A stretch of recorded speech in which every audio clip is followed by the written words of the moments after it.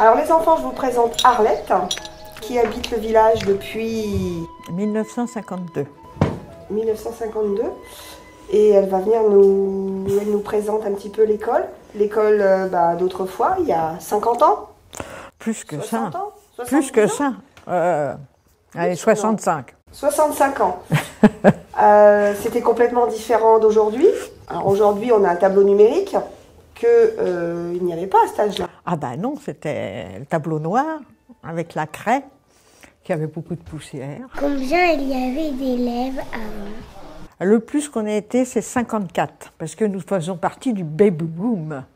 Donc il y avait beaucoup d'enfants à cette époque, de 5 ans à 14 ans. Les grands, c'était là et les petits, là. Est-ce qu'il y avait des ardoises? Oui, bien sûr. C'était notre premier matériel. Quand on commençait l'école, c'était l'ardoise. On n'avait pas de cahier. Est-ce que pour les élèves de 5 ans, la plume, écrire avec la plume, c'était compliqué? Ah ben ça, c'était très compliqué, parce qu'on est déjà un petit peu moins agile quand on arrive à 5 ans. Et écrire à la plume, ça demande une certaine dextérité. Est-ce que toutes les années d'école, vous avez toujours eu le même maître? Oui. Donc Monsieur Mier. Oui, Monsieur Mier, tout le temps.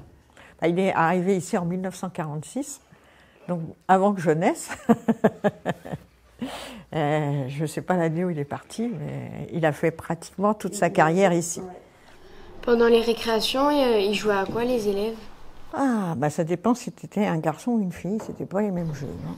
La marelle, mais ça c'est nous qui la dessinions, hein, avec une grosse pierre en craie. Là. Les garçons ils jouaient au ballon. Après on a eu une table de ping-pong, donc ils jouaient au ping-pong, ils s'entraînaient. Et puis on jouait à chat. Toi tu avances.